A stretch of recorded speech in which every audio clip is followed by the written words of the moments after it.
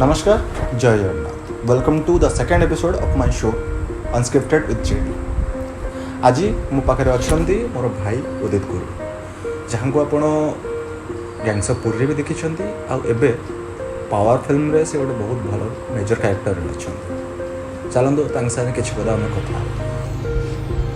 सो प्रथम क्वेश्चन मुझे स्टार्ट करी कि who is Udit Guru, what is your perspective, तुम पर्सपेक्टिव तुम किए एंड तुम कौन लाଗୁଛି ଲୋକମାନଙ୍କ पर्सपेक्टिव सब पर। उदित गुरु गोटे हूँ सिंपल जनरल लोकटे जे पखाड़ खाए, क्रिकेट खेले, बिंदास ही बचे, निज कम पड़े कम करे, बाकी दैनंदिन जीवन में सिंपल मनुष्यटे, साधारण जनताटे। तुम जमी मुझे जोड़ा कहली कि तुम पर्सपेक्टिव, तुम भाव कि मुझे बहुत सिंपल लोकटा आन बट केमती लगे लोक मान किसी अलग पर्सपेक्टिव थी।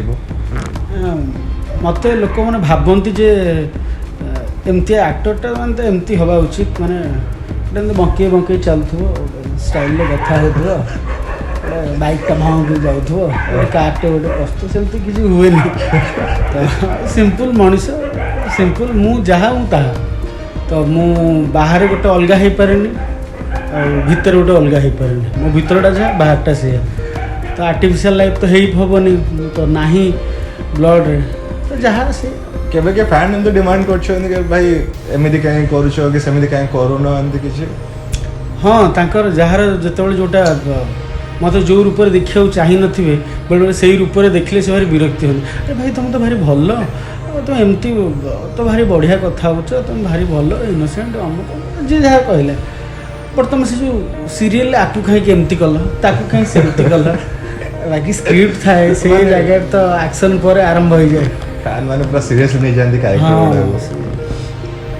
मोर गोटे क्वेश्चन रहा कि यहाँ जो एक्टिंग को आसला कौन यहाँ पिला बेलू था ना को टाइम एमती किसी इंसिडेंट जोटा तुमको रियलाइज करे कि मतलब एक्टर हबार अच्छे एमती किसी को इंस्पिरेशन किसी गोटे मु किसी करनी एक्चुअली मु गीत गाए नाचुली, मो बड़ नानी ही सबकि मु 3 जन भौणी मु सभा सान भितर गोटे बोली पुओ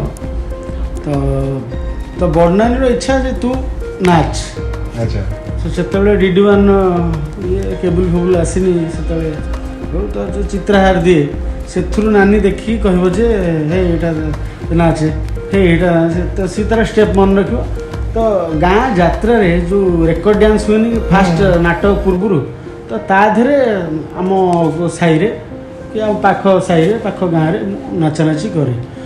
तो एमती गोटे गीत मुझे शिखुली तो जड़े मोर भाई हिसाब हे बोली कुनी भाईना बोली तो सी गोटे क्यारेक्टर करार सी सपोज कले तो से क्यारेक्टरटा मु कली तो करू करू भल है। तो से जे थिले आमर यात्रा डायरेक्टर थिले सुर सार बोली सी नना कहले जे तुम पुओ भल कर संग्रहालय पढ़ा तो नना कर से चिन्हा था संग्रहालय जॉइन या मुझे करनी से जब तुम किसी मैंने एज एन एक्टर तुम न आसते तुम कौन होता मैंने किसी गोटे पैशन देख मतलब यहाँ कर इंटरेस्ट अच्छी किसी अच्छी गीत फीत गाय भारी इच्छा थी एवं गाए बाथरूम सिंगर प्लेबैक सिंगर से बहुत दिग्गज कलाकार सब अच्छा ना से दौड़ जाकि किसी हटन ये तो किसी घटनी से कौन घटनी मैंने घटन बोलते पावर गोटे मेजर कैरेक्टर कर पोस्टर आसला पावर से गोटे पावर कैरेक्टर केमी अच्छे मैंने कौन पावर सिनेमाटा गोटे पावरफुल सिनेमाटा तो रजरे धमाका हम यहाँ सियोर सर्ट कहीं गोटे गोटे रोसे नुह कि चिकेन घर को आसिक मटन घर को आसे से बेलू खाली बासी बजन कषा है कि कषा है कि तो बास्नाटा से हम दिने दिने से मटन आसी थुआ रोसे सारी लगुच आज कौन सतुला है कि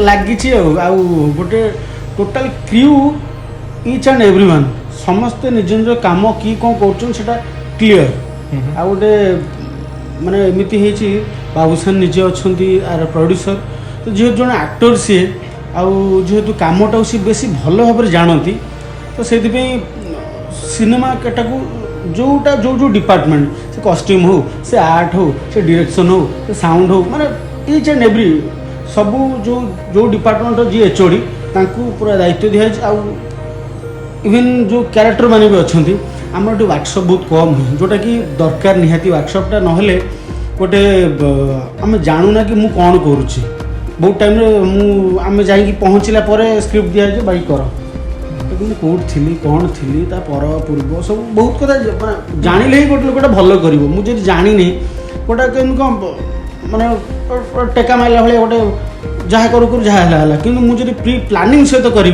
तो ता आउटपुटा भल हम तो पावरटा हूँ गोटे प्लानिंग सिनेमाटे तो प्लानिंग सिनेमा तो भल हम आ मत भी लगुच भगवान दयार भल हो भल हम मैंने पावर पूरा एटलिस्ट एति जना पड़े प्री प्रोडक्शन वो टाइम बहुत वेल ऑर्गेनाइज था प्रॉपर ऑर्गेनाइज जमते हवा था मैंने तुमको लगे कि गोटे भल फिल्म आम करुच्छे बड़ बजेट्र फिल्म कि से टाइप लगे एंड जो तुमको प्रथम थर पावर स्क्रिप्ट की पिच कराई तुम कौन माने रिएक्शन कौन था मु हठात गाड़ी चलाऊँगी जाऊँगी गोटे आड़े मो फोन आस बाबू सार समय कौटी मुझे जाऊँगी आम सिनेमा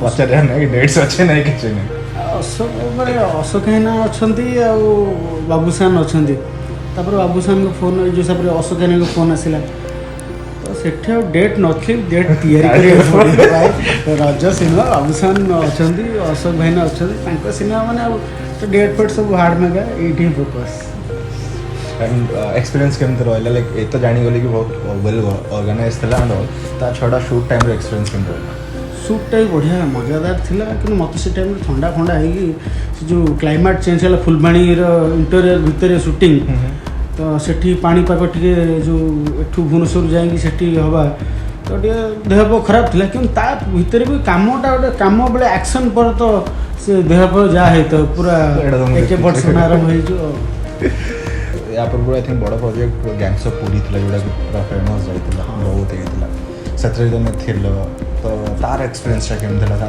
किसी तुमको लगुच बेटर हो पार कौन बेटर तो सब साटिस्फाई हो तो सब सरीगला आहरी भल हो पार था मो क्यारेक्टरटा कि प्रोजेक्ट आ समस्त बहुत बढ़िया बढ़िया कलाकार मैंने अच्छा आम भी अनुपम भाई जगदीश भाई मिसिक इतने सुंदर काम कर जोटा बसी समस्त को जो देखा भाई पार्ट टू केबे सेटा तो भाई पार्ट टू केबे माने माने पुष्पा जो सॉरी जो थिला कटाप्पा ने बाहुबली को क्यों मारा एबे मते जे देखुची भाई पार्ट टू केबे गोटे क्वेश्चन पार्ट टू केबे भाई मु जानी सुना हो स्क्रिप्ट काम चली केते वर्ष होले बस आमे सेटा करथिलु बोधे 2021 हाँ 21 कम करूँ तापर तो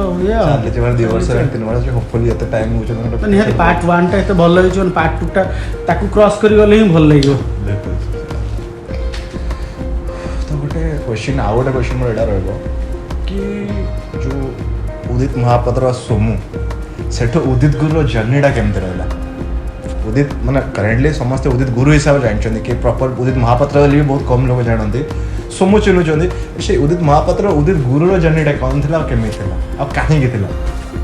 कहीं माने से तो माने गोटे गाँव आसता गोटे छोटिया पिलाटे जी कि भुवनेश्वर विषय पूरा अज्ञ माने जी कि 4 नंबर मार्केट रे हजि जाए माने 4 नंबर गोटे छोटिया मार्केट एत विराट भी नुह ता भितर मुझे हजिकी बाउला जे कुआड़े जीवी कौन करी पलि आसिली मो जड़े भाई मो माने जड़े से आम गाँ पाखर सी मो हॉस्टेल सीनियर थिले तो मो नना आनी पार रखिले देख रहा पुओ तो दायित्व तू रही सी बनारस रे अच्छा प्रोफेसर तो सिंपल मनुष्य थी तो एठी जो मो सीनियर थिले से माने से रैगिंग गोटे शब्द चलता जोटा कि एना पूरा बैन तो से रैगिंग नुह से भल पाइबाटे बाकी आडू साडू क्वेश्चन पचारे मैं जोड़ा मुझे शुणी नी सेमती कथा गोटे कम्प्लीटली जो पूरा नड़िया तेल पारिकी कुंडे गोटे धीर स्थिर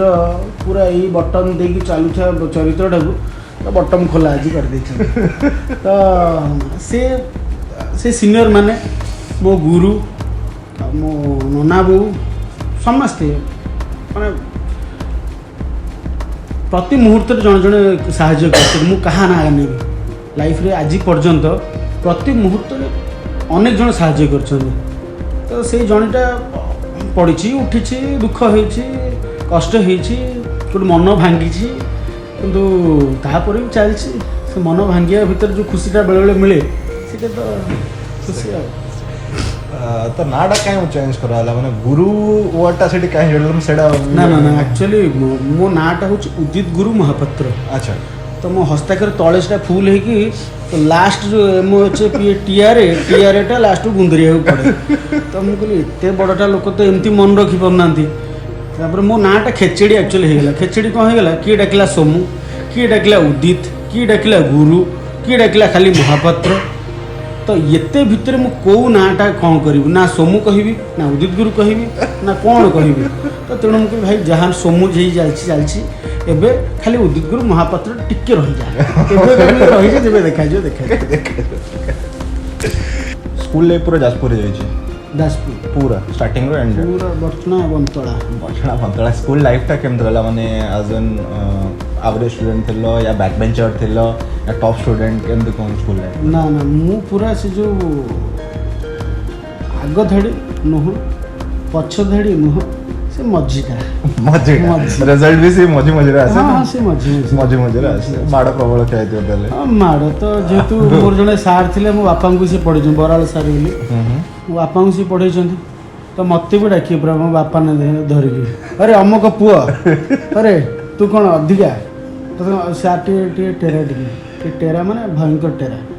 ସାର୍ ପରେ ଡାକିବି, ସାର୍ ଏପଟୁ ଚାହିଁକି ମୋ ଡାକୁଥିବେ, ହରେ ଏଠୁ ଭାଇ ମୁଁ ବସିଥିବି ସେଠି, ଏଠୁ ବା ମୋତେ ତ କହିଲେ ତ, ପୁଣି ମୁଁ କିଛି ରେସ୍ପଣ୍ଡ ନ କଲି, ମୋତେ ଚାହିଁନାହାନ୍ତି, ମୁଁ ସାର୍ ସେପଟୁ ଚାହିଁକି ମୋତେ ଚାହିଁଛନ୍ତି ସାର୍ ଭୟଙ୍କରଟା ପୁରା ଚଖଡ଼ି ମାରିବେ, ମାନେ ଗୋଟେ ଥର ଠାଇକି ବଜେଇବେ। ହରେ କ'ଣ କି ମୁଁ କ'ଣ କି ସକାଳୁ ନନା ଯେତେବେଳେ ଅଫିସ୍ ବାହାରନ୍ତି, ମୁଁ ଟିକେ ବାଇକ୍ଟା ପୋଛିବି, ବାଇକ୍ ପୋଛିବା ବାହାନା 2 ରାଉଣ୍ଡ ମାରିକି ପଳେଇ ଆସେ। ସେ ଯେଉଁ ସ୍କୁଲ ଆଗରେ ମାରିକି ଆସେ ଭାର କରିକି, ସେଇଟା ସେ ଦେଖନ୍ତି। ତ ତାପରେ ସ୍କୁଲରେ ମୋ ଉପରେ ଟାର୍ଗେଟ୍ ଆଉ ଭଟ କରୁଥିଲି, ଏଇନା କହ ହବନି। ଘରେ ତାକୁ ନେଇ କେବେ କମ୍ପ୍ଲେନ୍? ଘରେ କିଛି ମୁଁ ସେମିତି ଦୁଷ୍ଟାମି କରେନି, କିନ୍ତୁ ସେମିତି ମାଡ଼ ଖାଏ। ମୁଁ ଟିକେ ଯେହେତୁ ସାନ, ତ ମୋ ଛୋଟ ଭୁଲ ଗୁଡ଼ାକୁ ତାଙ୍କୁ ବଡ଼ ହୋଇକି ଦେଖା ହୁଏ, ତେଣୁ ପିଠି ପୁରା ବଧିରା ଆଉ କ'ଣ ମାଡ଼ ଖାଇକି। ଆଉ ତାପରେ ସ୍କୁଲ ପରେ ସିଧା ଆସିଗଲେ ସଙ୍ଗୀତ ମହାବିଦ୍ୟାଳୟ। ସେ ଏକ୍ସପିରିଏନ୍ସଟା କେମିତି ରହିଲା ସଙ୍ଗୀତ ମହାବିଦ୍ୟାଳୟ? ସଙ୍ଗୀତ ମହାବିଦ୍ୟାଳୟରେ ବହୁତ ଭଲ ଥିଲା। ମାନେ ସେଇଠୁ ଜାଣ, ମୁଁ ଯଦି ସଙ୍ଗୀତ ମହାବିଦ୍ୟାଳୟ ନ ଆସିଥାନ୍ତି ମୁଁ କିଛି ହେଇପାରିନଥାନ୍ତି। ଏଇଟା ଟ୍ରୁ ସତ କଥା। ସଙ୍ଗୀତ ମହାବିଦ୍ୟାଳୟରେ ମୋ ଗୁରୁମାନେ, ମୋ ସିନିୟରମାନେ, ଗୋଟେ ସେଠି କ'ଣ ଗୋଟେ ଭଲ ପାଇବା ଥାଏ, ଗୋଟେ ପାଗଳାମି ଥାଏ। ରାତି ଦିନ ସେଠି ଖାଲି ପାଗଳ, ତୁମେ ଦେଖିବ ସବୁ ଗୋଟେ ପାଗଳ। ଇଏ ଗୋଟେ ସେ ଆକ୍ଟିଂ ସେଠି କରୁଛି, ସେଠି ଗୋଟେ ସେ ଗାଉଛି, ସେଠି ସେ ଗୋଟେ ମିରରକୁ ଦେଖି ଚଲେଇଛି। ତୁମକୁ ଲାଗିବ, ମୁଁ ପ୍ରଥମେ ଯେତେବେଳେ ହଷ୍ଟେଲରେ ରହିଲି, ମୁଁ ଗୋଟେ ମାସ ପାଖାପାଖି ଶୋଇନି। ରାତି 3ଟାରୁ ଉଠିକି ତାର ଆରମ୍ଭ କଲାଣି ପ୍ରାକ୍ଟିସ୍, ସା ରେ ଗା ମା। ସେ ତ ଗଲା, ମୋର ଗୋଟେ ସାଙ୍ଗ ଥିଲା ହେମ୍ରମ ବୋଲି, ତ ତାର ଯେପର୍ଯ୍ୟନ୍ତ ସାଟା ନ ଲାଗିଛି ସେ ରେକୁ ଯିବନି। ରାତି 3ରୁ ଏଇଟା ଚାଲିଥିବ, ପୁଣି ଶୋଇବାଟା ହେଇଥିବ ରାତି 12ଟା 1, ସେଠି କିଏ ଗୋଟେ ପ୍ରାକ୍ଟିସ୍ କରୁଥିବ। ଏତେ ଘା ଭିତରେ ନିଦ୍ରା ଯେଉଁ ବ୍ୟାଘାତ। ଆମ ଘରୁ ଯାଇଛି ପୁରା pin drop, silent, light of, 0 light ଲାଗିବ, କାମ୍ କ୍ୱାଇଟ୍, ଶୁଅ, ଯଦି ପୁଣି ସକାଳୁ ଉଠ। ସେଠି ତା ଭିତରେ ଧୀରେ ଅଭ୍ୟାସରେ ପଡ଼ିଗଲା।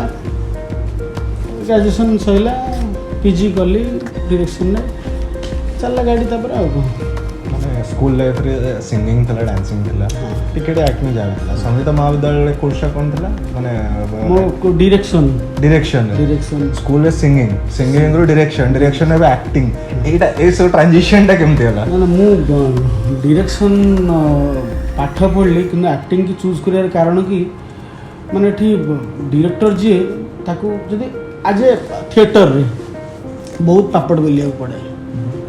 ତ ଖାଲି ମଳିକି ଯେ ହାତ ବିଣ୍ଡି ଧରିଯିବ, ତାକୁ ସେ କେତେ ଜଣଙ୍କୁ କରିବ, ତ ପଇସା ନାହିଁ ଥିଏଟରରେ।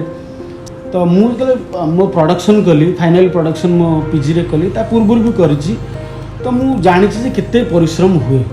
ତ ଆକ୍ଟର ମାନେ ଭାଇ ଜ୍ୱାଇଁ ପୁଅ, ସେ ଆସିଲେ ଭାଇ କଲେ, स्क्रिप्ट अच्छा ठीक अच्छे एम तो कर मो तो सही पार्टा तो मुझे इजिली हम मु कहीं एत रगड़ी हेबी छाड़ एक्टिंग पहुँच जाए तथा मुझे एडिट कर किस दिन कि गोटे दिन मु एडिट करी 2 दिन शोबी मत एत बाधे तो ना भाई एक्टिंग ठीक ये आउ डायरेक्शन नहीं आगू के डायरेक्शन कर प्लान ना कि इंटरेस्ट नहीं ना इंटरेस्ट नहीं कहीं सेमती चूजी है कि कौटी कौन हेले करवा किंतु सेमती गोटे नहीं करेंगे तो नहीं जिएंगे सेमती कुछ नहीं सो ये जो स्कूल रहा कॉलेज रहा तापर एबे तो मैरिज हो सारा बट ता पूर्व सही टाइम रे एनी रिलेशनशिप्स एनीथिंग कई कहा संग रिलेशन थी या फिर समस्त से वैसे गोटे थाए किसता किस थी क्या ऊपर क्रश थी क्या प्रपोज करते रिजेक्शन किसी स्टोरी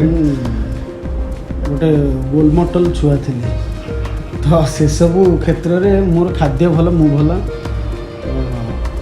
स्कूल लाइफ तो नहीं से जमाना ही से नाथिला तो कॉलेज टाइम टा भी सेमती किसी एक्टिव नुह आउ से आमर से कॉलेज रे बेसी ये सब ऊपर हेले माड़ सीधा सीनियर मान ठट प्रेम पाठ एक्टिंग कहीं किसी तो ना तेणु से सब ये ना नाला आ जो मैंने मो साथ मिसती आइदर भाई सी मो धरे कौ भाइब्सटा पाती सांगे सांगे भाई बनी जाए मुझे सोम भाई अच्छी तो उदित अच्छी तो भाई तूता तो आउ लफ है डायरेक्ट भगवान दयारू जेहेतु मो घरणी भगवान बनई रखी प्योरली अरेंज मैरिज प्रथम मीट करा एक्सपीरियंस केमती कौन थी भाउज भाउज को मु तो जाई नथली घरे कही तुम जो मत बाहर कर से बाहर बट कि कानू सब आखि देखा ये आटलिस्ट मुझे किसी डिमांड करनी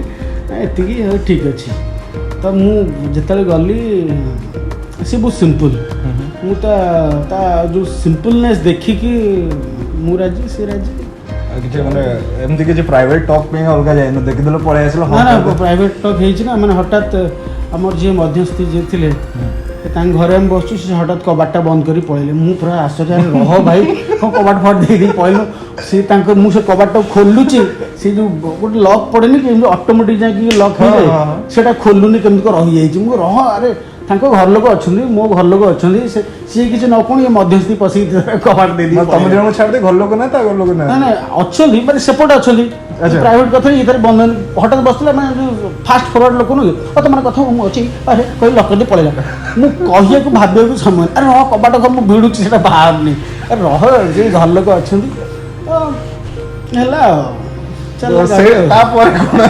तापर जेन न खोलला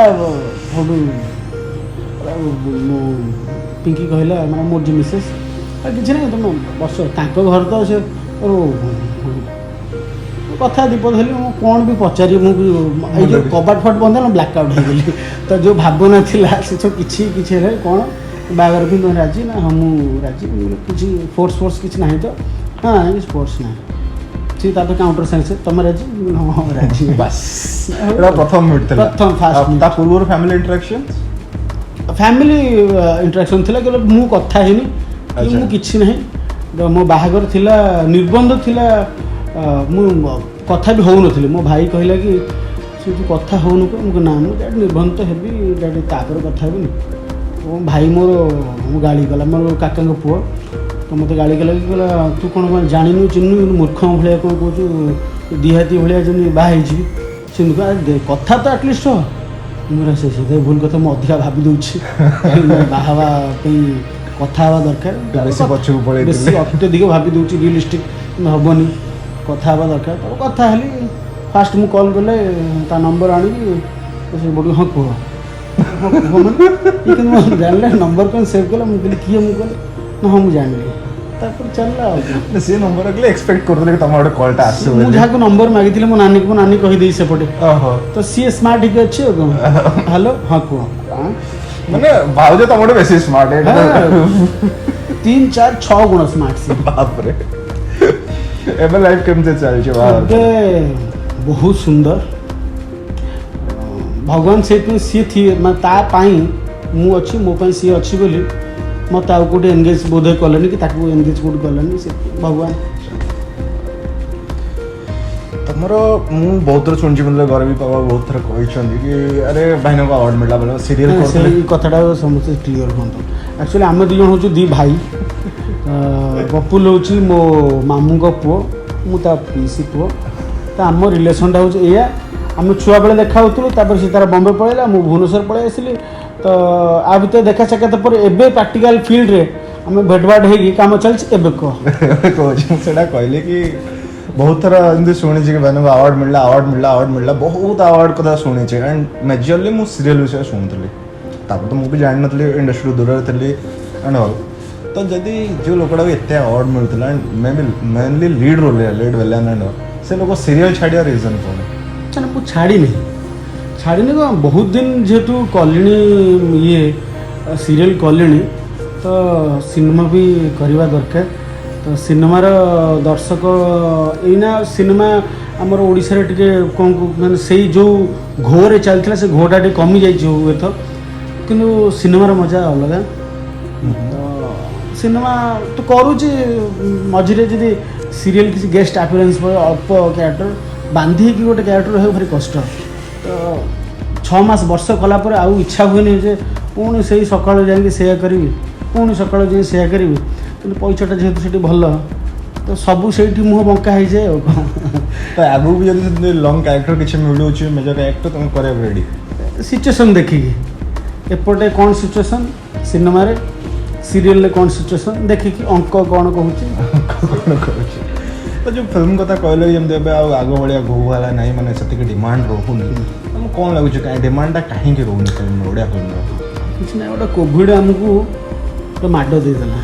ସେ ଆମ ଓଡ଼ିଆମାନଙ୍କୁ କହୁଛନ୍ତି ଯେ କପି ସିନେମା, ଅମୁକ ସିନେମା, ସମୁକ ସିନେମା, ସବୁ କଥା ନାହିଁ। କିନ୍ତୁ ତା ପୂର୍ବରୁ ତ ପୁଣି ଦେଖୁଥିଲେ କି ନାହିଁ, ଏ ଯେଉଁ ହଲ୍ ଆମ ପାଖରେ ନାହିଁ, କୋଭିଡ଼ ପରେ ହଲ୍ ବନ୍ଦ ହେଇଯାଇଛି।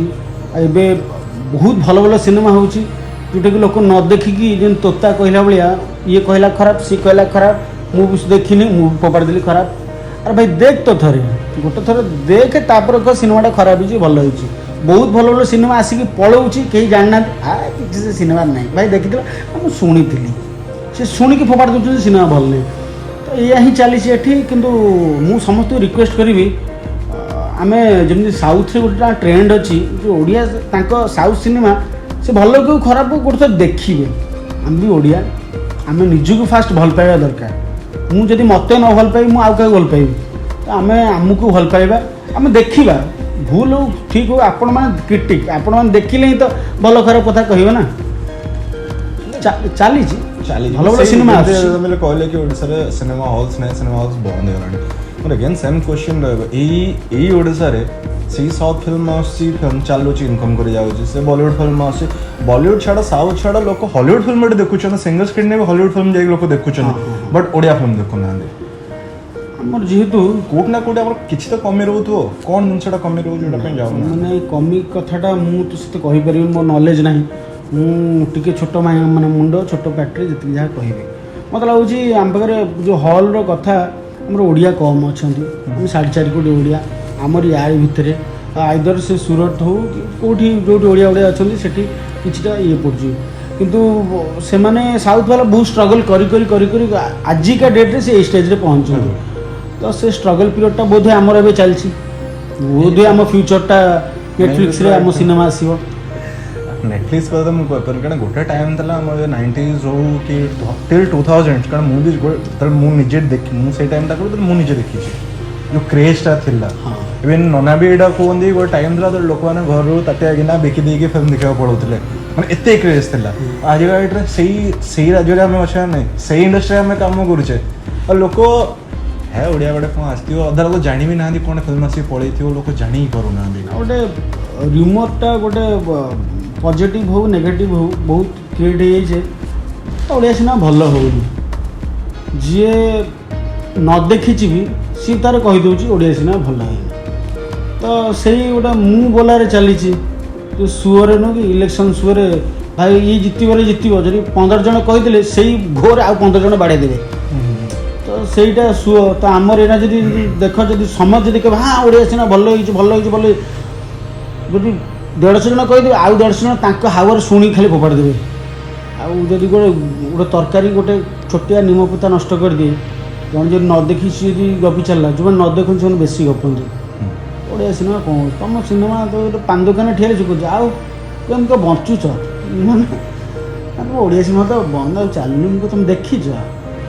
ନାଇଁ ମୁଁ ଆଉ ଦେଖିନି, ଅନେକ ଦିନ ହେଲାଣି। ତ କହୁଛ କେମିତି ତୁମେ ବଞ୍ଚିଛ, ଏମିତି କୋଶ୍ଚିନ୍ ଆସେ।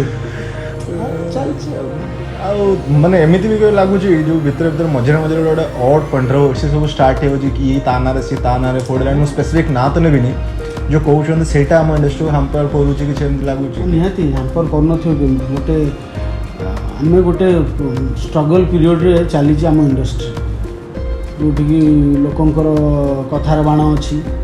ତା ଭିତରେ ଯଦି ଏଗୁଡ଼ା ପଶିବ ଆହୁରି କ'ଣ କି ଆମେ ଭିଡ଼ି ହେଇଯିବ। ଯେଉଁ ଗ୍ରୋଥଟା ମାଡ଼ି ଚାଲୁଛି, ଯେଉଁ ଭଲ ଖରାପ ଗୋଟେ ଚାଲିଛି, ସ୍ପିଡ଼ ଚାଲିଛି, ସେ 30 ସ୍ପିଡ଼ ବି ହେଉ ପୁଣି ଗୋଟେ ସ୍ପିଡ଼ ଚାଲିଛି। ତା ଭିତରେ ବାଟରେ ଏଇ ଯେଉଁ କଥା ଗୁଡ଼ିକ ଗୁଡ଼ାକ କେଉଁଠି ପଥରଟେ ପଳେଇଲା, କେଉଁଠି ହମ୍ସଟେ ପଳେଇଲା, ପେଜ୍ଟା 30ରୁ ଆହୁରି 20, 15, 10 ହେବ ନା, ପୁଣି ପିକଅପ୍ ଧରିବାକୁ ଟାଇମ୍ ଲାଗିବ ନା। ତ ସେଥିପାଇଁ ଏଗୁଡ଼ା ନ ହେବାଟା ବେଟର୍। ଆମର ଗୋଟେ ଫିଲ୍ମ ଆମେ କୋଭିଡ଼ ପରେ ପରେ ଆସିଥିଲେ, ଗୋଟେ ପୁରା ପ୍ୟାନ୍ ଇଣ୍ଡିଆ ହିଟ୍ ଗଲା ଦମନ। ହଁ, ଏଇଟା ସତ। କେଉଁ ଜାଗାରେ ଏମିତି ଲାଗୁଛି କି ନାଇଁ ଆମ ଦମନ ଯେଉଁ ଆମକୁ ମାଇଲେଜଟା ଦେଇଥିଲା, ଆମ ଇଣ୍ଡଷ୍ଟ୍ରି ତା'ର ଫାଇଦାଟା ଉଠେଇ ପାରିଲାନି, ଯେଉଁଥିପାଇଁ ପୁଣି ଥରେ ଆମେ ସ୍ଲୋ ହେଇଗଲେ। ସେ ଗୋଟେ ପ୍ରପର୍ ମାଇଲେଜ ଦେଇଥିଲା, ଆମେ ଯଦି ଚାହିଁଥାନ୍ତେ ମେ ବି ସେଇଟାର ଗୋଟେ ଫାଇଦା ଉଠେଇକି ଇଣ୍ଡଷ୍ଟ୍ରି ଆଗକୁ ବଢ଼ି ପାରିଥାନ୍ତା। ଏମିତି ଲାଗୁଛି କି ନା ସେଇ ଯେଉଁ ଦମନ ଗୁଡ଼ାଏ ଦିନ ପରେ ଆସିଲା, ଲୋକଙ୍କ ମନରେ ଭୋକ ଥିଲା, ତ ସେ ଭୋକଟା ଫୁଲଫିଲ୍ ହେଲା। ତ ସିନେମା ତ ନୋ ଡାଉଟ୍ ବହୁତ ଭଲ ହେଇଥିଲା, କିନ୍ତୁ ଲୋକମାନେ ବି କହିଥିଲେ ଯେଉଁ କ'ଣ ଯେଉଁ ତୁଣ୍ଡ ବାଇଦ ସହସ କୋଷ, ଲୋକମାନଙ୍କ ଭିତରେ ଚର୍ଚ୍ଚା ଚାଲିଥିଲା ଯାହା ଭଲ ହେଇଛି। ଯିଏ ନ ଦେଖିଛି ସେ ଫୋପାଡ଼ିଥିଲା ଭଲ ହେଇଛି, ଭଲ ହେଇଛି, ଭଲ ହେଇଛି। ଏଇନା ଲୋକ ଦେଖୁନାହାନ୍ତି ବଟ୍ କହିଦେଉଛନ୍ତି। ଏଇନାକ ଏଇ ଯେଉଁ ମୋବାଇଲରେ ସବୁ ମାଗଣାରେ ଉପଲବ୍ଧି ହେଇଯାଉଛି, ଯେହେତୁ ପଇସା ଦେଇ ଦେଖିବାକୁ କାହାକୁ, ୟୁଟ୍ୟୁବ୍ ବନ୍ଦ ହେଇଗଲେ ସବୁ ଯାଇ ଦେଖିଲେ। ଯେଉଁ ମାଗଣା ଦେଖିବାର ଅଭ୍ୟାସଟା ସମସ୍ତଙ୍କର ପଡ଼ିଯାଇଛି, ମୋର ବି, ମୁଁ ତା ଭିତରୁ ଜଣେ। ତ ଯିବି ଲାଇନ୍ରେ ଠିଆ ହେବି, ଟିକେଟ୍ କାଟିବି, ଦେଖିବି ପପକର୍ଣ୍ଣ, ସେ ପୁଣି କୋଲ୍ଡ ଡ୍ରିଙ୍କସ୍, ସେ ଆସିଯିବନି ଟିଭିରେ, ସେ ଆସିଯିବନି ମୋବାଇଲ, ଏଇଠି ଦେଖିଦେବି। ସେଇ ଟେଣ୍ଡେନ୍ସି ମୋତେ ଲାଗୁଛି, ମୁଁ କହିପାରୁନି, ମୋତେ ଲାଗେ। ଯଦି ସେମିତି ଲାଗୁଛି ଏମିତି ହେଇପାରେ ଗୋଟେ ଫିଲ୍ମ ରିଲିଜ୍ ହେବାର ଆଟଲିଷ୍ଟ ବର୍ଷ 1.5 ବର୍ଷ 2 ବର୍ଷ ପର୍ଯ୍ୟନ୍ତ ଫିଲ୍ମ ଯଦି ୟୁଟ୍ୟୁବ୍ କେଉଁଠି ନ ଆସେ, ଡିଜିଟାଲ୍ ମିଡ଼ିଆରେ ଆଭେଲେବଲ୍ ନ ହେଲା, ମେ ବି ଲୋକ ଆଉ ଥରେ ରିଟର୍ନ କରିବେ ଦେଖିବାକୁ, ଯେଉଁ କ୍ୟୁରିଓସିଟି ଦେଖାଯାଉ। ସେଇଟା ମୁଁ ତ କହିପାରିବିନି, ବାକି ଯେମିତି ହେଇକି କି ଦେଖିକି ଆମ ଇଣ୍ଡଷ୍ଟ୍ରି ଚାଲିବା ଦରକାର। ବହୁତ ଭଲ ଭଲ ସିନେମା ହେଉଛି, ତ ଦେଖିଲେ ହିଁ ସେଇଟା କହିହେବ କେଉଁଟା ଭଲ କେଉଁଟା ଖରାପ। ଏମିତି ଏବେ चलो आम तादर बाहर के पर्सनल लाइफ को पुणी थे आसिया गोटे जो बेस्ट एक्सपीरियंस एवं जान जितक फिल्म कर जितक सीरियल्स कर थिएटर कर गोटे जो बेस्ट एक्सपीरियंस फिल कि ये फिल्मटा कि प्रोजेक्टा मुझे करूँ लाइक यहाँ के भूली हेनी से भाया किसी एक्सपीरियंस अच्छे सब क्यारेक्टर गोटे गोटे एक्सपीरियंस भितर गोटे गोटे वेब सीरीज करी 6 बोली कंचा लंकार आसाला तो से 6 रे मोर थिला 3-4टा क्यारेक्टर गोटे किन्नर डन थिला पुणी गोटे पुलिस थिला करप्टेड पुलिस आ गोटे गोटे पंजाबी थिला एमती 3टा वर्साटाइल क्यारेक्टर 3टा को पूरा सेट अलग अलग तो सेटा परफॉर्म करे भारी भल लगी तो सेटा गोटे चैलेंजिंग थिला बट भारी मजादार थिला आउ सब क्यारेक्टर गोटे प्रति more challenging and what is the worst experience खराब एक्सपीरियंस को जगह देखो ये प्रोजेक्ट करूँ एभा जिन मुझे छुई किसी एक्सपीरियंस ना न नहीं भी किसी गोटे एमती मैंने तार रिलेटेड स्टोरीज किसी भी थी बेले बेले कह इमोशन भासी जाए से चिन्हा परिचय भाई बंधु ये मो तो 1000 सांग 1000 ये डाकिदेला भाई आज गोटे ये कमटे कर भाई चल तो सेठी गलापर देखला तो पलि आसी काम आरंभ करी कहुई जे इक्विपमेंट आम पाखे अच्छी एमती करवा कि सेठी गलापर फुस से इक्विपमेंट गुड़ा सब मिछ झर कहुई रेड सुट हम अमुक सुट हम से NX 100 जन धरिकी आसपर माने किछि ना से क्रू अच्छा ना कि अच्छी माने सेटा गोटे एमती हुए जड़े नुह तेणु प्री प्लानिंग सहित जावा उचित क्लीयर हवा उचित ସେଟା ମୋ ଭୁଲ ହେଇଛି, ଆଉ ନେକ୍ସଟ ଟାଇମ୍ ହବନି। ହବନି ସେଇଟା ହେଇଛି ସେଇଟା ଆଜି କଥା କହ ନା ଏମିତି ଅନେକ ଥର ହେଇଛି। କହୁଛି ସୋ ଆଉ ଗୋଟେ କହୁଛି ପ୍ରଥମ ଥର ଯେତେବେଳେ ସୁଟ୍ ପାଇଁ ଯାଇଥିଲେ ପ୍ରଥମ କଲ୍ କ୍ୟାରେକ୍ଟର କ'ଣ ଥିଲା, ଏକ୍ସପିରିଏନ୍ସ କେମିତି ଥିଲା, ତାପରେ ତମର ମାନେ ସାରିଲା ପରେ ଆଉଟପୁଟ୍ ଆସିଲା ପରେ କ'ଣ ଥଟ୍ଟା କ'ଣ ଆସିଲା ମାଇଣ୍ଡକୁ? ଫାର୍ଷ୍ଟ ଟାଇମ୍ ମୁଁ ଗୋଟେ ସିରିଏଲ୍ କରୁଥିଲି ସିନ୍ଦୁର ବିନ୍ଦୁ ନା ଆମ ସେ ସିନ୍ଦୁର ବିନ୍ଦୁ, ପୃଥ୍ୱୀରାଜ ଭାଇ ଥିଲେ, ଗାର୍ଗୀ ଅପା ଥିଲେ, ଶଙ୍ଖା ସିନ୍ଦୁର କ'ଣ ସିନ୍ଦୁର ସମୟ ତ ସେଥିରେ ମୋର ସେଇଟା ଥାଏ ଫାଇନାଲ୍ ଡିଗ୍ରୀ ଚାଲିଥାଏ କଲେଜରେ। ତ ମୋତେ ମୋର ଜଣେ ସିନିୟର ଭାଇ ସେଥିରେ ଆସୋସିଏଟ୍ ଥିଲେ, ତ ସିଏ ମୋତେ ଡାକିଲେ ଯେ ଆସ ତୁ କରିବୁ ଗୋଟେ କ୍ୟାରେକ୍ଟର। ଭାଇ ସେତେବେଳେ ତ ଭାଇ ଭୋକିଲା ଗୋଟେ କ୍ୟାରେକ୍ଟର ମିଳିଛି ମାନେ ପୁରା ତାପରେ ଦାଢ଼ି ଫାଡ଼ି କାଟି ଚୁଟି ଫୁଟି କାଟି ଯାଇ ପହଞ୍ଚିଗଲି ସୁଟିଂରେ। ତ ସେଠି ପହଞ୍ଚିଲା ପରେ ଡାଇଲଗ୍ ଯାହା ଲେଖା ଥିଲା, ମୋ ଅପୋଜିଟ୍ ଜଣେ ହିରୋଇନ୍ ଥିଲେ, ତ ସିଏ ଦେଖିଥିଲେ ସ୍କ୍ରିପ୍ଟ, ଇଏ ଡିରେକ୍ଟର ଆସିନଥିଲେ, ଆସୋସିଏଟ୍ ଡିରେକ୍ଟର ଯେ ସିଏ ସର୍ଟ ନେଉଥିଲେ, ସିଏ କ'ଣ କଲେ ନା ସେଟାକୁ କାଟିକି ଯାହା ସିନ୍ ଥିଲା ସେଟା କାଟିଦେଲେ। ନା ଭଲ ମୁଁ ଟିକେ 5 ମିନିଟ୍ ରହ ମୁଁ ଲେଖିଦେଉଛି। ତ ମୁଁ ସେ ସ୍କ୍ରିପ୍ଟଟାକୁ ପୁରା ଘୋଷି ଆସି ପୁରା ରେଡ଼ି କେମିତି କ'ଣ ପରଫର୍ମ କରି କ'ଣ କରିବି, ସେ ସାଙ୍ଗେ ସାଙ୍ଗେ ସେଠି ଗୋଟେ ସିଏ ଲେଖିଲେ ଯେ ସିଏ ଯେଉଁ ସିନିୟର ଭାଇ ମୋର ସିଏ ଆମ କଲେଜରେ ଥିଲେ MIL ଟପର୍। ସିଏ ଏତିକି ମାର୍କ ରଖିଛନ୍ତି ଆଜି ପର୍ଯ୍ୟନ୍ତ, ଲାଷ୍ଟ 2 ଇୟର୍ ତଳ କଥା କହୁଛି କେହି ରଖିନଥିଲେ ସେତିକି ହାଏଷ୍ଟ ନମ୍ବର। ତ ତାଙ୍କ MIL ଏତେ ପକଡ଼ ଅଧିକା, ତ ସିଏ ଗୋଟେ ଲେଖିଲେ ଏତିକି ଖଣ୍ଡେ ଲେଖିଲେ, ପୁଣି ଗୋଟେ ସଟ୍ ଏମିତି ଆସିବ ଲାଷ୍ଟ ଗୋଟେ ପଚା ନଡ଼ା ଡାଇଲଗ୍ ଥିଲା, ସେଠି ଗୋଟେ ଝୁମ୍ପୁଡ଼ି ପଡ଼ିଥିଲା, ଆସି କ୍ୟାମେରାଟା ରହିବ ଏଇଠି, ମୋ ଡାଇଲଗ୍ଟା ବି ସରିବ ସେଇଠି, ସେ ପଚା ନଡ଼ାଟା ରିଭିଲ୍ ହେବ। ତ ହଉ, ତ ମୁଁ ଯେତେବେଳେ ଯାଇକି ଫାଷ୍ଟ ପହଞ୍ଚି ତ ସେ ଦେଇଦେଲେ ପଢ଼ିକି କହିଦେ ମାନେ ଭାଇ ତୁ ଏତିକି ଲେଖିଛ, ହଁ ସମିତାଳ ପିଲା କହିପାରିବୁନି କି ଭାଇ ଟିକେ ପଢ଼, ହଁ ପଢ଼ ହେଲା ହେଇଗଲା ମାନେ ଦବାର 1 2 3 ହେଇଗଲା ଚାଲ ଯିବା, ହଁ ଭାଇ ଟିକେ ରହ ଭାଇ ଟିକେ ପଢ଼ିବ, ଆରେ ପଢ଼ିଲେ କ'ଣ ଏତେ ସମୟ ନେଉଛୁ ମାନେ ସେ କହିକି ମୋତେ ଆହୁରି ସେତି ଟାଇମ୍ରେ ରିଫ୍ଲେକ୍ଟରଟା ଥିଲା, ସେ ଯେଉଁ ଚହଟା ଘାଟରେ ସୁଟିଂ ହଉଥିଲା, ସେ ପବନରେ ପଡ଼ିଲେ ଯେ ମୋ ମୁଣ୍ଡ ଉପରେ ଡୁମ୍ କିରି ଯେତିକି ଯାହା ଥିଲା ସେ ମାଡ଼ରେ ଆହୁରି ଟୋଟାଲ୍ ଡିଲିଟ୍। ପୁଣି ଗୋଟେ ମୁଁ ଆଜି ପର୍ଯ୍ୟନ୍ତ ସେ ଡାଇଲଗ୍ ମନେ ଅଛି, ଡାଇଲଗ୍ଟା ଏମିତି ଥିଲା ମାନେ ସେ ଝିଅଟା ଧନୀ, ମୁଁ ଗୋଟେ ଗରିବ, ତ ମୁଁ ତାକୁ କେମିତି ଭଲ ପାଇବି, କେମିତି ବାହା ହେବି, ଏଇ ସମ୍ବନ୍ଧରେ କଥାଟି ଥିଲା। ସେ ତାକୁ ଆମର ଗୌରବ ଚନ୍ଦ୍ରିକା କରି ଲେଖିଲେ ଯେହେତୁ MIL ଷ୍ଟ୍ରଙ୍ଗ ଧର୍ମା ଭାଇ ବୋଲି, ସେ ଦେଖିବେ ମୋତେ ଶୋଧିବେ, ହଁ ଠିକ୍ ଅଛି। ଡାଇଲଗ୍ଟା ଥିଲା ସୁନି ତୁମେ ଜଣେ ଚଳଚଞ୍ଚଳ ଝରଣା, ମୁଁ ଗୋଟେ ପାଷାଣ, ତମର କୁଳୁ କୁଳୁ ନାଦରେ ମୁଁ ତମ ସୁଅରେ ଖଣ୍ଡ ଖଣ୍ଡ ହେଇ ଭାଙ୍ଗି ଯିବାକୁ ଚାହେଁ, ଏମିତି ଥିଲା। ଆଚ୍ଛା ଏଇ ଡାଇଲଗ୍ ଗୁଡ଼ା କିଏ କହିବ କହିଲ, କେଉଁ ପ୍ରେମିକାକୁ କିଏ କହିବ?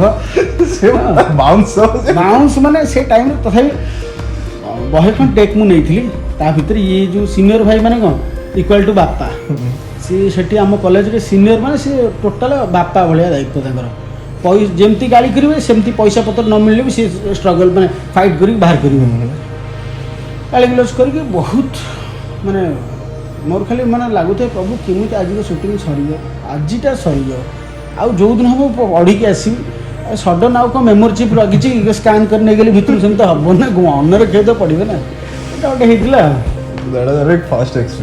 କିନ୍ତୁ ସେ ଭାଇକି ମୋର ବହୁତ ବହୁତ ଧନ୍ୟବାଦ ଯେ ମୋତେ ଗୋଟେ ଫାର୍ଷ୍ଟ ଟାଇମ୍ ଗୋଟେ ପ୍ଲାଟଫର୍ମରେ ମାନେ ବଡ଼ ପ୍ଲାଟଫର୍ମ ଗୋଟେ କାମ ସିରିଏଲ୍ ସେ ଟାଇମ୍ରେ ବହୁତ ପିକ୍ରେ ଥିଲା, ମୋତେ ଦେଇଥିବାରୁ ଅନେକ ଧନ୍ୟବାଦ ଧର୍ମା ଭାଇ। ସେତିକି କ୍ୟାରେକ୍ଟର ନା ତାପରେ ଥିଲା ଲଙ୍ଗ୍ କ୍ୟାରେକ୍ଟର ଥିଲା, ଲଙ୍ଗ୍ କ୍ୟାରେକ୍ଟର।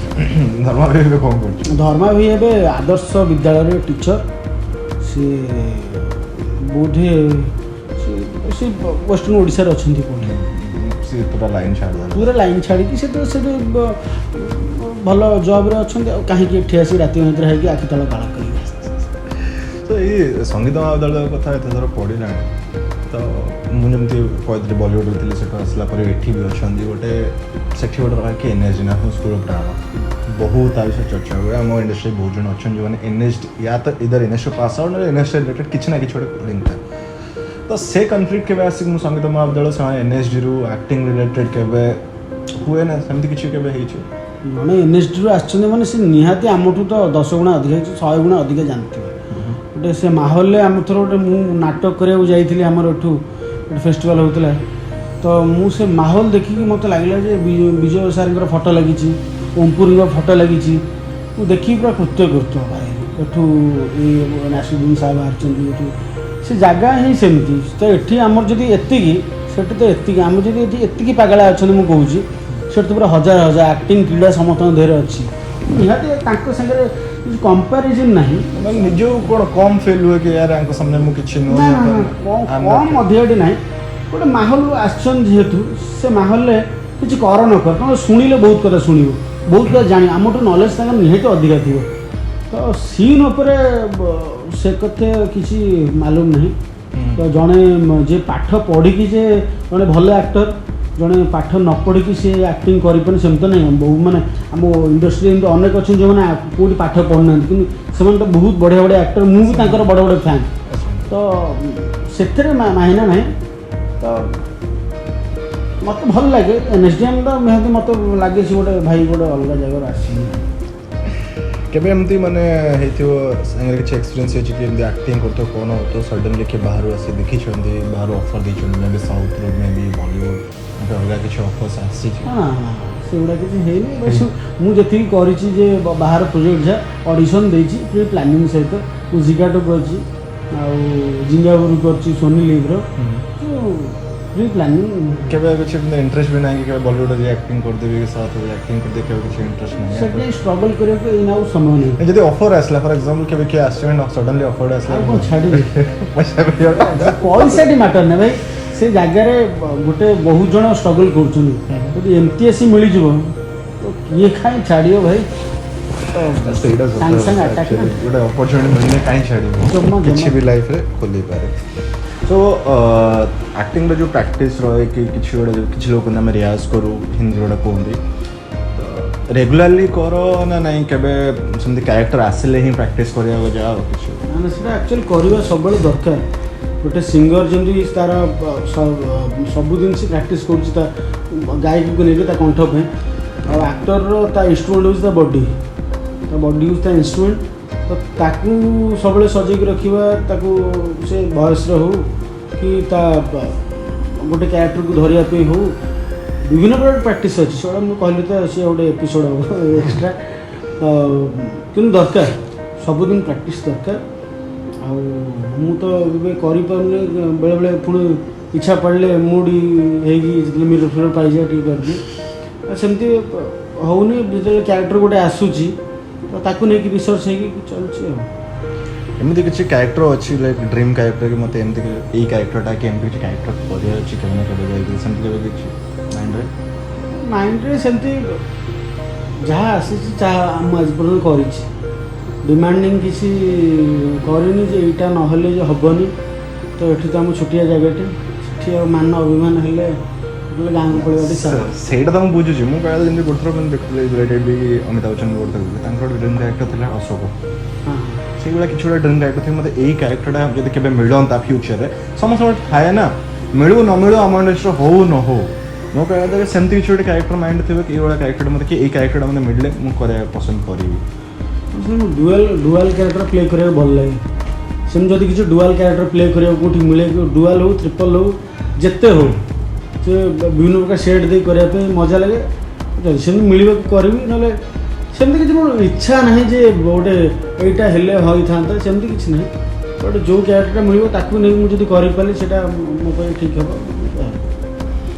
ତମର ଗୋଟେ ଯେମିତି କହିଲେ ପିଲାବେଳେ ପ୍ୟାସନ୍ ଥିଲା ସିଙ୍ଗିଂ, ତ କେବେ ଏମିତି କିଛି ଅଛି କି ଆଗକୁ ଯାଇ କେବେ ନା କେବେ ଗୋଟେ ଗୀତ ଗାଇବି କି ମୁଁ ଗୋଟେ? ସେଇଟା ଭାରି ଇଚ୍ଛା ଅଛି, ସେଇଟା ଇଚ୍ଛା ଅଛି। ଯଦି କେଉଁଠି ହେବ ନିହାତି ମୁଁ ଗାଇବି। ନିଜର ଗୋଟେ ପ୍ଲେବ୍ୟାକ୍ ଆଲବମ୍, ମ୍ୟୁଜିକ୍ ଭିଡ଼ିଓ କିଛି ନା କିଛି କରିବାର ଫ୍ୟୁଚର ପ୍ଲାନ୍ କେବେ କିଛି କରିଛ କି ନା? ଆଗକୁ ଯାଇକି କେବେ ଭାବିଛ କି ଆଗକୁ ଗଲେ କେବେ ନା କେବେ? ନିହାତି ମୁଁ ଇଚ୍ଛା ଅଛି, ମାନେ ତ ହେବ ନିହାତି, ତ ଗୋଟେ କରିବା ଆଉ। ଆଚ୍ଛା, ଘରେ ଯେତେବେଳେ ମାନେ ନେଗେଟିଭ୍ କ୍ୟାରେକ୍ଟରରେ ଦେଖିଲା ପରେ ନାନୀ କେବେ ମା କେବେ କେମିତି ବକିଛନ୍ତି, କିଛି କହିଛନ୍ତି?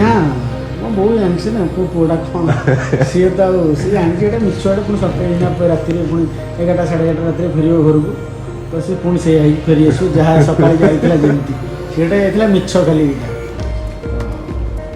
ମୋ ମିସେସ୍ ବେଳେବେଳେ ତାକୁ ଲାଗେ ତ ମୁହଁଟା କାହିଁ ଗୋଟେ ଭିଲିଆନ୍ ଲାଗୁଛି। କିଛି ଦିନ ଗୋଟେ ଭିଲିଆନ୍ ଯଦି ନ କଲି ଆଉ କେଉଁ କମେଡ଼ି ଫମେଡ଼ି କଲି ତ ମୁହଁଟା କମେଡ଼ି ତାର ମୁଡ୍ 5 ମିନିଟ୍ ଥରେ ଚେଞ୍ଜ। ଏଇଟା କାହିଁ ଭିଲିଆନ୍ ଲାଗୁଛି ମୁହଁଟା, ତ ମୁହଁଟା ସେମିତି ହେଇଗଲାଣି ଆଉ। ତାପରେ ପୁଣି ନାଇଁ କମେଡ଼ି ମୁହଁ ହେଇଗଲାଣି ତ ଗୋଟେ ସେ ଭିଲିଆନ୍ ଭଳିଆ ଭଲ ଲାଗୁଛି। ତାର ଚଏସ୍ କିଛି ନାହିଁ, ସେଇ ଅନୁସାରେ ତମ ମୁଡ୍ ତମ କ୍ୟାରେକ୍ଟର ଯେମିତି ଚେଞ୍ଜ ହୁଏ ସେମିତି ତାଙ୍କର ମୁଡ୍ ଚେଞ୍ଜ ତାର ହୁଏ ମୁଡ୍ ଚେଞ୍ଜ ଚାଲିବ। ଆଉ ତାପରେ ମୋର ଆଉ ଗୋଟେ ଜିନିଷ ମୋତେ ଇଏ ଥିଲା, ପିଇସା ମାନେ ତମ ନନା ସିଏ ତ ତାଙ୍କୁ କେବେ ଆକ୍ଟିଂ କରିବାରେ ଦେଖିନି ବୋଲେ ଏବେ ତମେ ଆକ୍ଟର ହେଲା ପରେ ସିଏ ବି ଆକ୍ଟର ହେଇଗଲେଣି, ତାଙ୍କର ନିଜର ଭିଡ଼ିଓ ମୁଁ ଦେଖୁଛି। ଏଇଟା କେମିତି ଥିଲା? ମୋ ନନା ମୋଠୁ ଏନା ବଡ଼ ଫେମସ୍। ତ ମୋ ନନା ମୁଁ କହିଲେ ଅଡ଼ିଏନ୍ସ ଜାଣିପାରିବେ ଯେ ବାକି ନାହିଁ ସିରିଜ୍ ଗୁଲୁଆ ତାଙ୍କର ହଉ ନହେଲେ ବଣ୍ଟି ଅନୁଗୁଳିଆଙ୍କର ତାଙ୍କ ଚ୍ୟାନେଲରେ ସେ ବଡ଼ ଫେମସ୍। ପ୍ରଜ୍ଞା ଭାଇ ସହିତ ତା ଯେଉଁ ଗୁଲୁଗୁଲା ସିରିଜ୍ରେ ଅଜା ସିଏ ହେଉଛନ୍ତି ମୋ ବାପା। ତ ନନା ମୋର ମୋଠୁ ଯେଉଁ ରିଟାୟାରମେଣ୍ଟ ପରେ ତାଙ୍କର ଆକ୍ଟିଂର ଯେଉଁ ଜିଲ୍ଟା ସେଇଟା ବଢ଼ିଯାଇଛି। ତ ସେଥିପାଇଁ ଫାଷ୍ଟରୁ ପ୍ରଜ୍ଞା ଭାଇ ବହୁତ ସପୋର୍ଟ କରିଛି। ପ୍ରଜ୍ଞା ଭାଇର ମୋର ଯେହେତୁ ଗୋଟେ 10-12 ବର୍ଷ କାଳ 13 ବର୍ଷ ଖଣ୍ଡେ ଗୋଟେ ରୁମ୍ରେ ଆମେ ରହିଲୁ, ତ ସେଥିପାଇଁ ତ ଆମର ଗୋଟେ ଫ୍ୟାମିଲି ରିଲେସନ୍ ହେଇଯାଇଛି। ତ ରିଟାୟାରମେଣ୍ଟ ପରେ ନନା ତା ସାଙ୍ଗରେ ଟିକେ ପ୍ରଜ୍ଞା ସାଙ୍ଗରେ ଟିକେ କରୁ ତ ଫୁଲ୍ ଫେଜ୍ରେ ବି ଚାଲିଛି ଆଉ କ'ଣ। ଆଗ ପୁଅ ପଶିଗଲା ତାପରେ ବାପା ହେଇଗଲା, ଚାଲ ପୁଅ କରୁଛି ଆଉ କୋଉଠି ବାପା ପଶେ ତାପରେ ପୁଅ ପଶେ, ମୋର ରିଭର୍ସ। କିନ୍ତୁ ମୁଁ ଆଜି ଯାହା ମୋ ନନା ପାଇଁ ନନା ଚାହୁଁଥିଲେ ମୁଁ ଗୋଟେ ଆକ୍ଟିଂ ଫାକ୍ଟିଂ କରେ, ସେ ମୋତେ ସିଙ୍ଗିଂରେ ପୁରେଇ ପାରିଥାନ୍ତେ। ମୁଁ ବି ଗୀତ ଶିଖୁଥିଲି 3 ବର୍ଷ କାଳ ଗୀତ ଶିଖିଛି, କିନ୍ତୁ ତାଙ୍କ ଇଚ୍ଛା ଥିଲା ମୋ ପୁଅ ଗୋଟେ ଆକ୍ଟର ହଉ, ତାଙ୍କ ପାଇଁ ସବୁ କିଛି ଆଉ କ'ଣ। ବାପା ମା ଚାଲ ଆଟଲିଷ୍ଟ କେହି ତ ଗୋଟେ ନିଜ ବାବା ମା ଡ୍ରିମ୍ଟା ବଞ୍ଚୁଛି।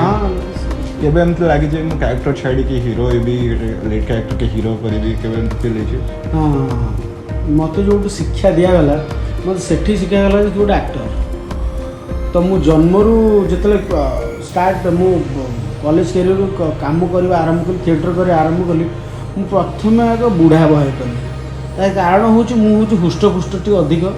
ତ ମୋ ବ୍ୟାଚମେଣ୍ଟ ଯେଉଁମାନେ ଥିଲେ କି ମୋର ଜୁନିୟର ଯେଉଁମାନେ ଥିଲେ କି ମୋ ସିନିୟର ଯେଉଁମାନେ ଥିଲେ ଟିକେ ରୁଗୁଣ ଥିଲେ, ଟିକେ ପତଳା। ତ ମୁଁ ହେଲ୍ଦି ଟୋକାଟା ମାନେ ସିଏ ଜମିଦାରଟି ହେବ। ତ ମୁଁ ମ୍ୟାକ୍ସିମମ୍ ବୁଢ଼ା ଗୁଡ଼ିକ ମୋର ଇଆଡ଼େ ଠେଲା ହେଇଗଲା। ତ ସେମାନେ ସବୁ ହେଲେ ହିରୋ, ତ ମୋ ଭାଗ୍ୟରେ ହିରୋ କମ୍ ପଡ଼ିଲା।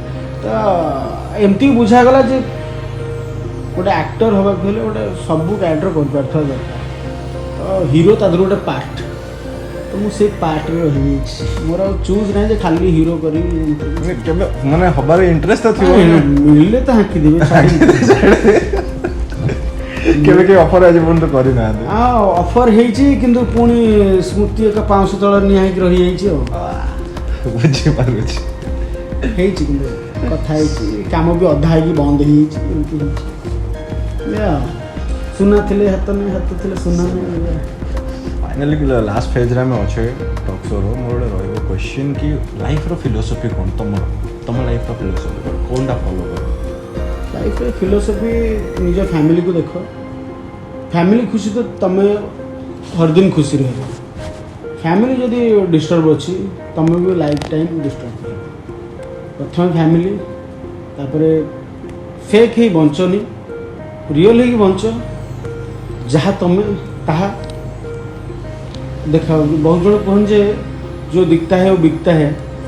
दिखता है मुँह जोटा नुह मुझे किमी देखा सुना चेन इमिटेसन बुड़े आने गल सुना चेन पिंधि मुझ जहाँटा मुझ मत लगे प्रैक्टिकल हवाटा उचित। प्रैक्टिकल हेले तुमर जे सतटा सब कड़ुआ किंतु सेटा बहुत हाइजेनिक। तुमको परवर्ती मुहूर्त आउ से भूल गुड़ा फेस करा पड़ो। जो गोटे मिछ कह जाकि 50टा मिछ कह पड़े गोटा हम ना, तो सेटा न कह उचित। जमती भाई सेमती मुझे ताको नहीं बंच तादरी हापी रख तुम हापी तुम फ्रंट रे जो सी हापी तुमको नहीं आज यूजुअल सब हापी ये नहीं कि हाथी के दांत दिखाने का और खाने का। मनीष दांत तो दिखाई दियो सॉरी लगा मोर जोड़ी छोटिया छोटिया अच्छी मु काहे एडो धरि बोली। चलो बताओ जदी फैंस मानन को पे किछि एमते एडवाइस? फैंस माने मोर समस्त जेहेतु मैंने मत भल पाँच तेणुकु मोर बहुत सारा भल पाइबा मत बहुत जन रागुवे बेले बेले खुशी है मत कहते तुम कहीं भिलेन कर भिलेन करनी से भिलेन क्यारेक्टर कर मजा थाए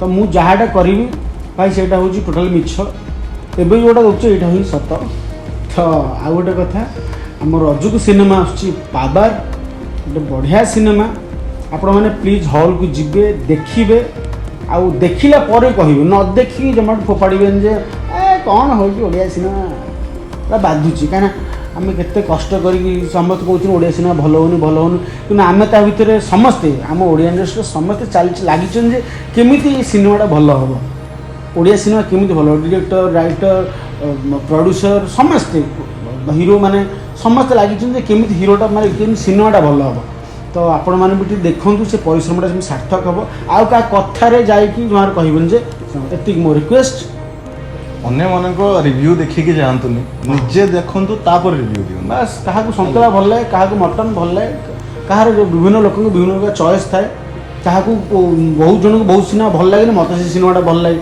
देखिबार नजरिया अच्छी तो समय देखा दरकार हदे तुमको गोटा भल लगे मत से भल लगे मत जोटा भल लगे तुम भल न लगी पारे देखु ओडिया सिनेमा को बचातु आउ देखला पर ही या पर आहरी बेटर लोक फिल्म करेंगे बेटर फिल्म चलो तो देखा आज धन्यवाद धन्यवाद से तो डरी गलानी धन्यवाद नमस्कार किंतु आम सिनेमा देखिए आ मो भाईर चैनल को लाइक करेंगे सब्सक्राइब करेंगे आपड़ जिते भल पाइबा देवे सी आउरी गेस्ट मान को आपण मान सम्मुख आसो नहीं आसो आपण मान सारे गुप्तगु कर तो निहात देखिए जय हिंद जय